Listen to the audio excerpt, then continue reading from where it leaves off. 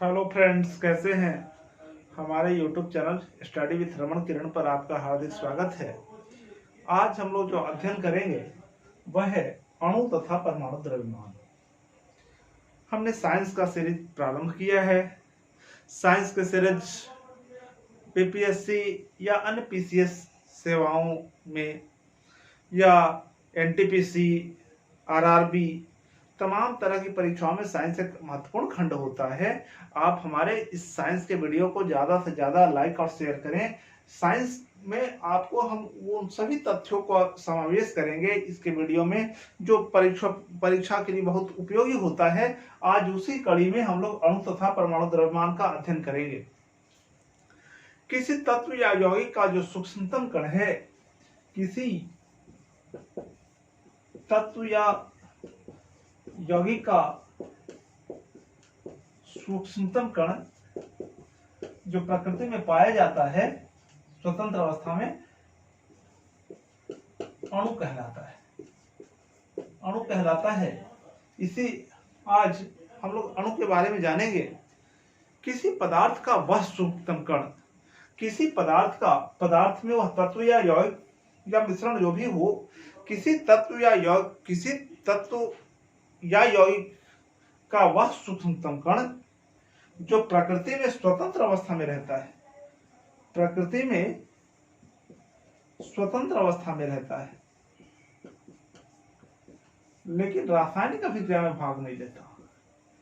यह रासायनिक अभिक्रिया में भाग नहीं लेता, अणु कहलाता है। किसी पदार्थ का वह सूक्ष्मतम कण जो प्रकृति में स्वतंत्र अवस्था में रहता है लेकिन रासायनिक अभिक्रिया में भाग नहीं लेता, अणु कहलाता है। अणु रासायनिक अभिक्रिया में भाग लेने से पहले परमाणु में विखंडित हो जाता है, परमाणु में टूट जाता है। जब भी रासायनिक अभिक्रिया में भाग लेता है तो परमाणु भाग लेता है, क्योंकि आप जानते हैं कि जो हमारे पीरियोडिक टेबल तत्वों का आवर्ती वर्गीकरण किया गया है, पीरियोडिक टेबल है, उसमें जो 6 अक्रिय गैस है, 6 अक्रिय गैस छोड़कर के बाकी जितने भी तत्व हैं वह रासायनिक अभिक्रिया में भाग लेते हैं। तो भाग जब भी लेता है तो वह परमाणु लेता है, अणु का अष्टक पूरा होता है। जैसे अगर मान लेते हैं Cl2 है तो इसका अष्टक पूरा हुआ है, यह रासायनिक संयोग करके अपने अष्टक को पूरा कर लिया है, इसलिए यह रासायनिक अभिक्रिया में भाग नहीं लेता। जब भी भाग लेता है तो परमाणु लेता है। जैसे मान लिया अगर क्लोरीन की बात करें, इसके बाध्यक कक्षा में 7 इलेक्ट्रॉन होते हैं और सोडियम की बात करें तो यह एक अपना इलेक्ट्रॉन इसको दे देता है, ये प्लस चार्ज हो जाता है, ये माइनस चार्ज होता है, NaCl सोडियम क्लोराइड बनता है। तो जब भी रासायनिक अभिक्रिया में कोई तत्व भाग ले, कोई भी अगर अणु भाग लेता है तो उसके पहले वह परमाणु में विखंडित हो जाता है। तो हम जब परिभाषा करते हैं अणु का तो वह किसी तत्व का वह या यौगिक का वह सूक्ष्मतम कण जो प्रकृति में स्वतंत्र अवस्था में रहता है लेकिन रासायनिक अभिक्रिया में भाग नहीं लेता, अणु कहलाता है। किसी भी तत्व या यौगिक का जो एक अणु होता है वह सदृश होता है, जैसे, लेकिन जो दूसरे तत्व के अणु होते हैं वो असदृश होते हैं। जैसे अगर हम बात करते हैं Cl2 अणु की तो इसमें Cl दोनों सदृश होंगे।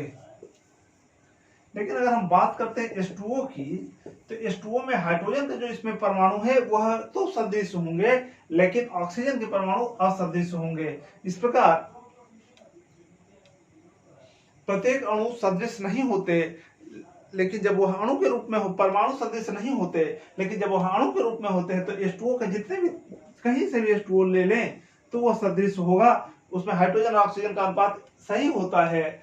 अब इसी प्रकार जब हम बात करें, उसी प्रकार अगर सोडियम क्लोराइड की तो Cl का यहाँ तो सोडियम का एक अलग होता है, क्लोरीन का अलग होता है। अणु भी दो तरह के होते हैं, एक होते हैं तत्व के अणु और दूसरा होता है यौगिक का अणु।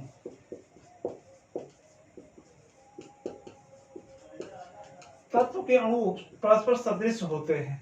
जैसे Cl2 की बात करें तो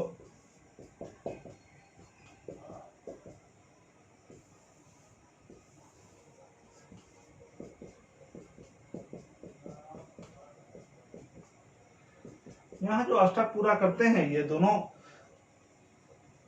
सहसंयोजक बंधन बना करके, और ये दोनों परस्पर सदृश हैं। ऐसे परमाणु को, ऐसे अणु को तत्व के अणु कहलाते हैं। जबकि यौगिक के अणु, जैसे अगर हम बात करते हैं H2O की, CO2 की, तो यह यौगिक के अणु है। यह परस्पर सदृश नहीं होते, इसमें दो तत्वों या दो से अधिक तत्वों के परस्पर मेल से बने होते हैं। ऐसे यौगिक इसके भी सूक्ष्म अणु कहलाते हैं, उसके भी सूक्ष्म कण अणु कहलाते हैं। लेकिन जब भी अणु प्रकृति में स्वतंत्र अवस्था में होता है, लेकिन रासायनिक अभिक्रिया में जब भाग लेने लगता है तो वह परमाणु में टूट जाता है। अब यदि हम बात करते हैं कि परमाणु किसे कहते हैं, तो परमाणु किसी तत्व का वह सूक्ष्मतम कण, किसी तत्व का वह सूक्ष्मतम कण जो रासायनिक अभिक्रिया में भाग लेता है लेकिन प्रकृति में स्वतंत्र अवस्था में नहीं रहता, परमाणु कहलाता है। इसकी परिभाषा किस प्रकार है? इसकी परिभाषा है कि प्रकृति में स्वतंत्र अवस्था में नहीं रहता, किसी तत्व का वह सूक्ष्मतम कण जो प्रकृति में स्वतंत्र अवस्था में, इसका पहला शर्त है कि प्रकृति में स्वतंत्र अवस्था में रह ही नहीं सकता। जैसे ही प्रकृति में स्वतंत्र अवस्था में आएगा, अभिक्रिया करके अणु में तब्दील हो जाता है। प्रकृति में स्वतंत्र अवस्था में नहीं रहता, परंतु रासायनिक अभिक्रिया में भाग लेता है।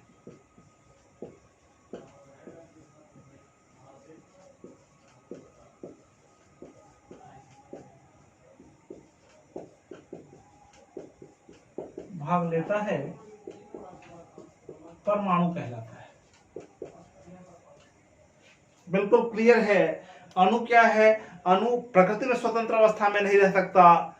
अणु प्रकृति में स्वतंत्र अवस्था में रहता है लेकिन रासायनिक अभिक्रिया में भाग नहीं लेता। जस्ट इसका उल्टा यहाँ परमाणु में हो जाता है कि यह परमाणु प्रकृति में स्वतंत्र अवस्था में नहीं रहता लेकिन रासायनिक अभिक्रिया में भाग लेता है। इस प्रकार हमने जाना कि अणु और परमाणु क्या है।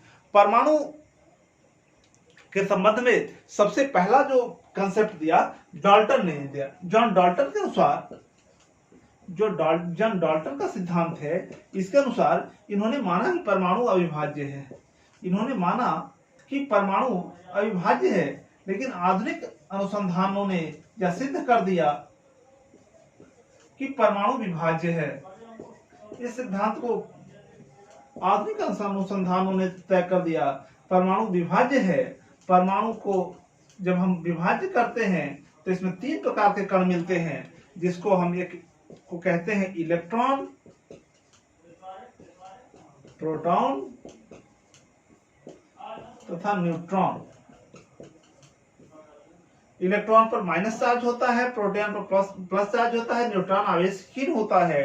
इसका द्रव्यमान हाइड्रोजन परमाणु के 1840वां भाग होता है। इसका लगभग इसके बराबर मान लिया जाता है, तथा इसका भी लगभग न्यूट्रॉन के भी इसका भी द्रव्यमान लगभग 1 मान लिया जाता है। इस प्रकार हम जानते हैं कि इलेक्ट्रॉन पर माइनस चार्ज, प्रोटॉन पर प्लस चार्ज, यह निगेटिव होता है, यह पॉजिटिव होता है, यह न्यूट्रल होता है। इसका द्रव्यमान 0 मान लेते हैं। इसका द्रव्यमान भी हाइड्रोजन परमाणु के बराबर होता है, न्यूट्रॉन का भी हाइड्रोजन परमाणु के बराबर होता है। इस प्रकार हम जानते हैं कि आधुनिक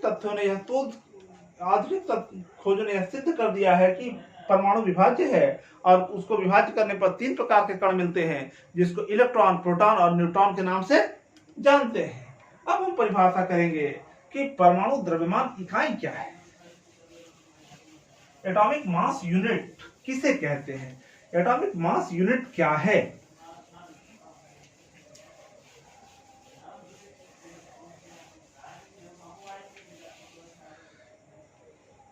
एटॉमिक मास, परमाणु द्रव्यमान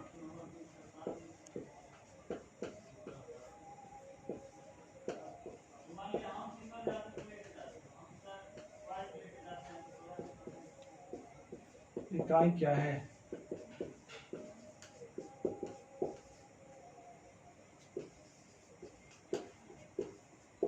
मास यूनिट किसे कहते हैं? एटॉमिक मास यूनिट वह संख्या है जो बताती है, परमाणु द्रव्यमान इकाई वह संख्या है जो बताती है कार्बन जिसका परमाणु भार 12 होता है, कार्बन जिसका परमाणु द्रव्यमान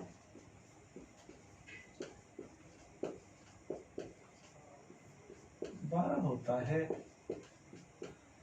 कि 12वें भाग से कितना गुना अधिक भारी है। फिर से करेंगे। परमाणु द्रव्यमान इकाई वह संख्या है जो यह बताती है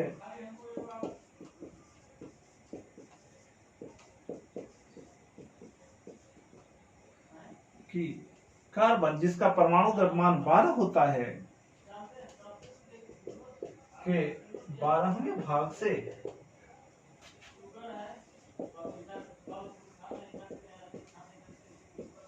कितना गुना भारी है। जैसे मान लेते हैं कार्बन जिसका 12वां भाग, तो अर्थात इस एक आएगा, तो यदि हम मान लेते हैं ऑक्सीजन का 16, तो 12वें भाग से अर्थात यह 16 गुना अधिक भारी है, अर्थात इसका द्रव्यमान परमाणु द्रव्यमान इकाई 16 होगा। इसी प्रकार फिर से कर लेते हैं, कार्बन जिसका परमाणु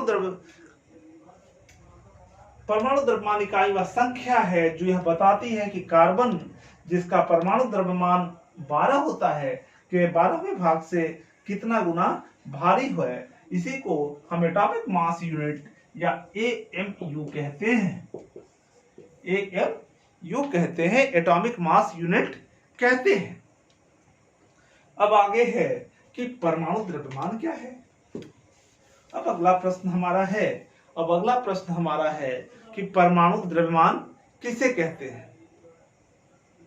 तो परमाणु द्रव्यमान के संदर्भ में यह जान लेना है, किसी तत्व का परमाणु द्रव्यमान वह संख्या है, किसी तत्व का परमाणु द्रव्यमान यह वह संख्या है जो बताती है कि उस तत्व के एक परमाणु का द्रव्यमान कार्बन के द्रव्यमान के 12वें भाग से कितना गुना अधिक भारी है। किसी तत्व का परमाणु द्रव्यमान वह संख्या है जो यह बताती है किसी तत्व का परमाणु द्रव्यमान कार्बन के 12वें भाग से कितना गुना अधिक भारी है।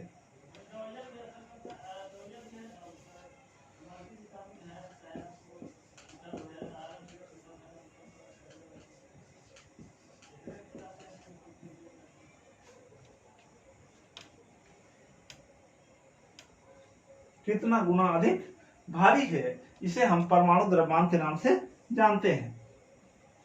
जैसे ऑक्सीजन का 16, तो ऑक्सीजन का 16 है, तो हम मान लेते हैं कि यह एएमयू से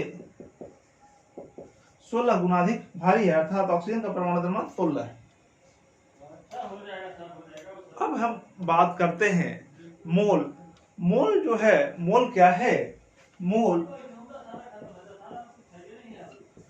क्या है कि मोल किसी पदार्थ के परमाणु अणु अथवा आयन में निश्चित संख्या को व्यक्त करता है। मोल किसी पदार्थ के परमाणु अणु अथवा आयन की निश्चित संख्या को व्यक्त करता है। मान लेते हैं एक मोल बराबर 6.002 गुना 10 के पावर 23 माना गया है।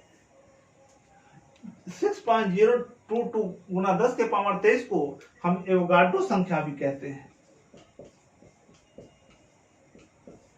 एवोगाड्रो संख्या भी कहते हैं। इसे एन द्वारा सूचित किया जाता है। अब इसमें अगर किसी तत्व के 1 ग्राम परमाणु में